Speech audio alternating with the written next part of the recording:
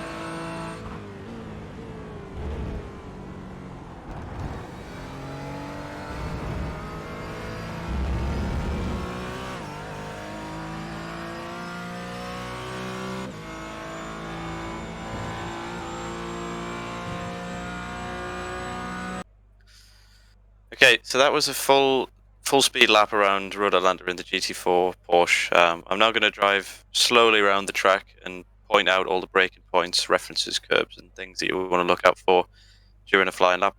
So we're starting here just before the final corner, which is flat out anyway. But yeah, the key thing I wanted to point out here is the way you want to set this up depends entirely on what your what the lap you're on and what the next lap is. If you're setting up for qualifying, you want to try and stay as far left as possible before you turn in for the last apex, just because you carry more speed across the line and the next lap will be quicker. If you're on a quick lap, you want to really shallow the line, so you carry less distance on the lap, and then because the start-finish line is quite soon after the final corner, so it's best to do that while you're on a hot lap. And in the race, just do something in between. Carry the best average speed, I suppose, between the two laps. So coming into turn 1, just looking for the end of the grass here on the left. I'm braking in this car just slightly before, maybe about here, just before the end of the grass, and point the car slightly left to widen the corner up. It's just down 1 gear into 4th.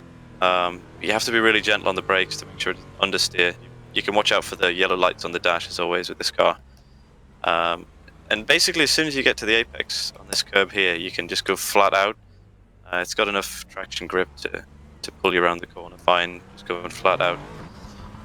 Coming up towards turn 2, this is the hardest part, really, is judging the point to turn in. You want to sort of be in between these two lines here by about this point in the corner.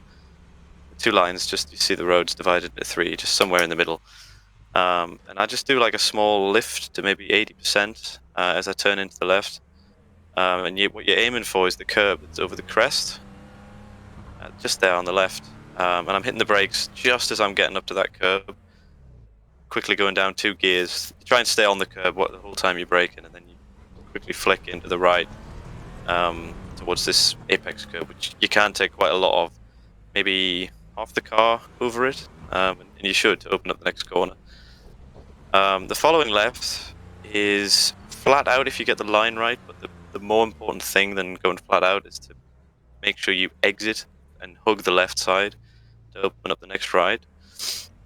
So assuming all goes well and you do manage to hold it to the left-hand side, you can then take the next ride flat out. Again, a small lift is fine, you won't lose much time, but it's better to take a small lift than to run wide and get a slowdown on the exit. But if you did manage to hold it left, you should be able to go flat through here as well. And you can use both curbs on the inside and then the exit as well. This left now is a bit of a nothing corner at easy flat. It's just all about getting in the right position for the next part, the exit of this roller coaster section. So I'm braking probably just here, just a few meters before a curb starts, and you want to aim to be on the curb with your right-hand wheels. Just don't get onto it too early, because the initial bump onto it's quite bad. So just get onto it about here. The turning point is just as you get off the curb.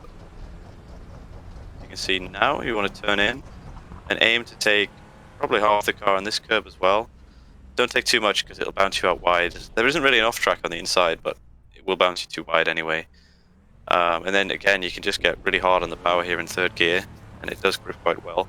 Use all of this exit curve, but if you cross over the sand there on the right, you will get an off track. So just bear that in mind. But yeah, use all the track limits available to carry the most speed possible. And then we have a little mini straight. And what I'm looking for here is there's a marker board just there. I think it's the 100-meter board. Might actually be in yards because it's American track. I think it says 200. You want to brake it exactly at that point. Down from fifth to third. You have to downshift to third really late, just because the way the revs are in the car, you don't get slow enough for it until quite late into the corner. But you do want to be down to third by the time you hit the apex. And then again, you can be quite hard on the power. The car's got good traction. And what you want to do is run right out as far as you can onto the exit curb, and then as soon as the car's straight, you're on the brakes again. You've got to be really gentle here because you have to get on the brakes and turn in to this quite slow corner. It's very easy to hit the ABS, which in this car really, really hurts your ability to turn. But yeah, again in this corner as well, you've got to be quite late with the downshift to second, but it's still worth doing because you get so much better drive out of the corner in second. So yeah, just looking at the apex here, this curb's quite big, but in this car you can actually get away with taking all of it, and you still get a good exit. Just make sure you also widen the track on the exit, take all of this big exit curb as well. The car rides the bump really well, so there's nothing to worry about. So now we have the main straight. Finally you get a rest after the it's pretty intense the first part of the lap. Now we get a nice rest. So I tend to just stay in the middle of this and then fading over to the right just to shorten the line down as it kinks to the right for the final chicane. What we're looking for in the final chicane is the second marker board, I think. Or the last one, the 100-yard, 100-meter board, whatever it means. I'm braking maybe 2 or 3 car lengths before it. Just otherwise, if you brake at it, you'll end up just washing out at the apex. You don't set up the final corner very well. So braking around about here, down to third gear from sixth. So you've got to get 3 gear shifts in relatively quick. And then I don't really use this curb on the right, but you can do if you want to try and widen the corner, but I find it's easier just to sort of turn in at this point. Because you're aiming for, maybe put 2 wheels on the dirt behind the curb. You can get away with that without getting an off track. It'll be best just experimenting yourself to find out where the limit is, but you can cut this corner a little bit. And that helps you really hold the car to the left to open up the final part so you can go flat out through it. So for this final part, you just want to maybe slightly over from the very inside of the curb, because there's just a bit of a bump on the exit that might unsettle the car.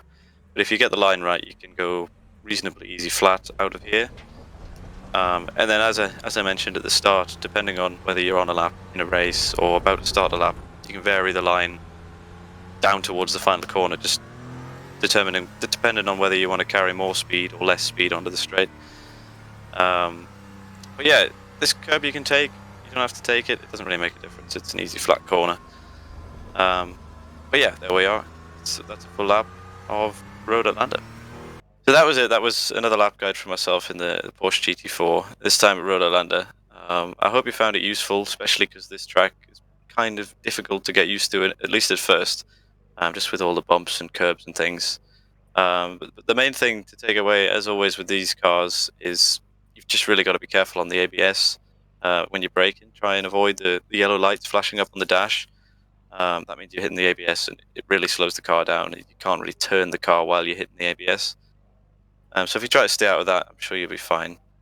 So yeah, thanks for tuning in to another Coach Dave lap guide. We do these lap guides every week for a variety of cars. We also produce setups. So if you want any more information on it, just check out the Coach Dave website or the Discord, and everything you'll need will be there. But that's it for me anyway, so I'll see you in the next one.